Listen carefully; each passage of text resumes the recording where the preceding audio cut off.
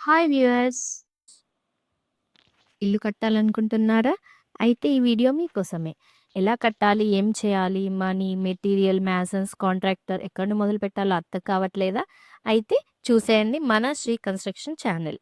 చూసే ముందు please do subscribe and share please. ఇల్లు అనేది ప్రతి ఒక్కరి కల.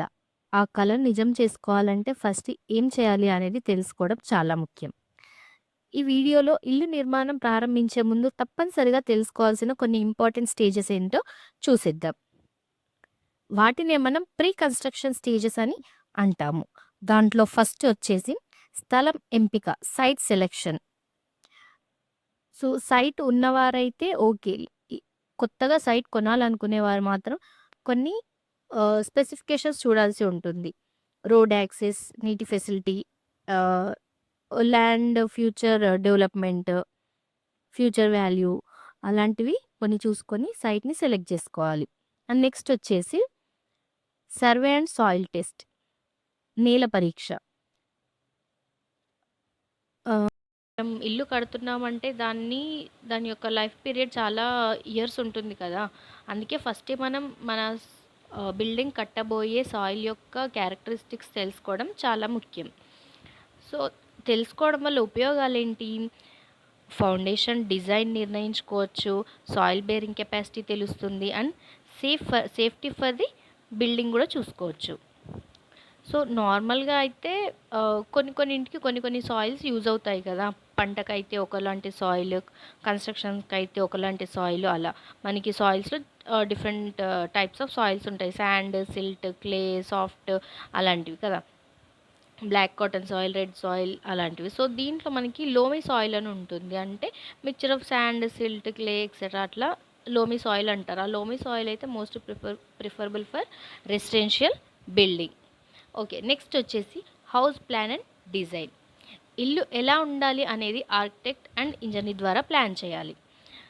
Floor plan, room layout, elevation design అలాంటివి ఇంజనీర్ త్రూ మనం ప్లాన్ చేసుకోవాలి.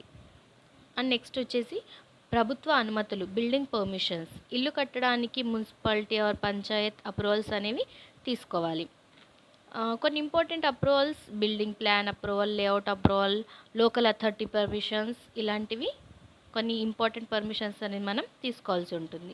అండ్ నెక్స్ట్ వచ్చేసి ఖర్చు అంచనా అండ్ బడ్జెట్. అంటే కాస్ట్ ఎస్టిమేషన్ అండ్ బడ్జెట్. ఇంటి నిర్మాణానికి మొత్తం ఖర్చు ఎంత అవుతుందో ముందుగానే మనం అంచనా వేసుకోవాలి. Material cost, labour cost, contractor charges, some extra charges. And next వచ్చేసి కాంట్రాక్టర్ ఎంపిక. కాంట్రాక్టర్ సెలెక్షన్ అనేది చాలా ఇంపార్టెంట్. ఎక్స్పీరియన్స్ ఉన్న కాంట్రాక్టర్ని మనం సెలెక్ట్ చేసుకోవాలి.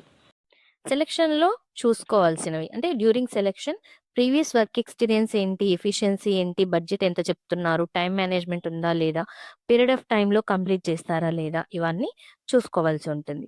అండ్ నెక్స్ట్ వచ్చేసి మెటీరియల్స్ అండ్ సైట్ ప్రిపరేషన్. అంటే నిర్మాణం ప్రారంభించే ముందు సైట్ ప్రిపరేషన్ చేయాలి. శుభ్రం చేయడం, మెటీరియల్స్ తీసుకురావడం, temporary water facility and electricity facility లాంటివి చూసుకోవాలి.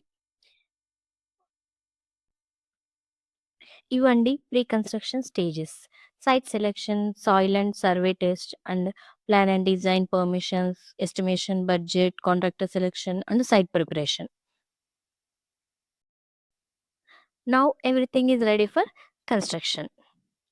మనం ఏ ఏ వర్కైనా ముందుగా ప్రీ ప్లాన్డ్‌గా ఉంటే ఆ వర్క్ అనేది తక్కువ లాసెస్‌తో, మోర్ ఎఫిషియన్సీతో మనం వర్క్ అనేది ఫినిష్ చేసుకోవచ్చు. ఇలాంటి మోర్ వీడియోస్ కోసం మన శ్రీ కన్‌స్ట్రక్షన్‌ని please do subscribe and click bell icon. Thank you.